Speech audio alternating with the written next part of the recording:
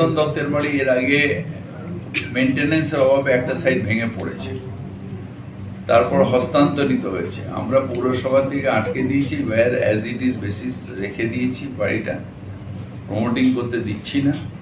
কিন্তু আলটিমেটলি একটা কিছু ডিসিশন নিতে হবে বা ফান্ড জোগাড় করতে হবে যাতে বাড়িটা রেস্টোর করা যায়। যেটা মধুসূদন দত্ত অনেকগুলো বাড়িতে ছিলেন, তার মধ্যে একটা বাড়ির কথা বলছি। আর মধুসূদন দত্ত ওখানে যেহেতু